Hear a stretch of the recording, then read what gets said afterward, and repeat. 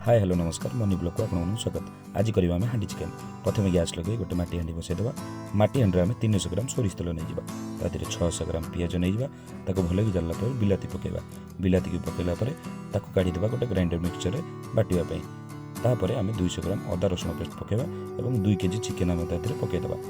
आम स्वाद अनुसार टिके लंका गुंड और हलदी गुंड। लंका गुंड मात्र 3 चामच, हलदी गुंड मात्र 2 चामच पकेबा। अधिक हलदी पकेबानी, मन रखिए अधिक हलदी पकेले चिकेन हलदिया लगे और सब मसलार टेस्ट हलदी ही खराब करदेव।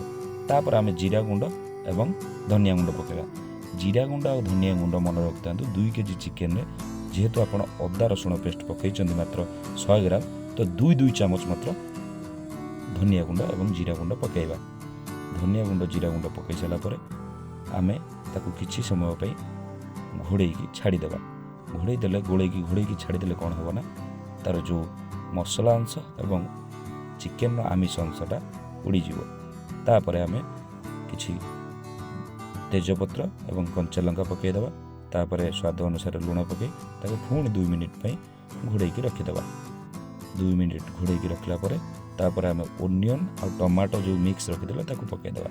तापर सिक्रेट मसला मुझे कहूँ देखुं आप मात्र तादे घीरे 2 चामच लंका गुंड पकई गोली पकईदे।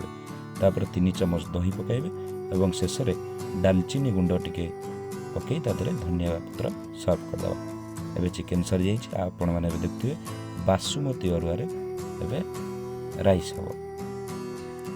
आपने देखुए भात होगला बो मोर गाड़ी देला कहीं मत भात गाड़ी आसेनी।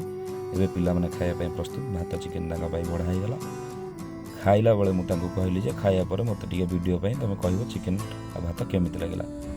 जीत आ शिवानी खाइला तांकर रिव्यू देले जे भाई मस्त है, wow so tasty. Thanks for watching money blog. Subscribe करिए भूलिए नहीं।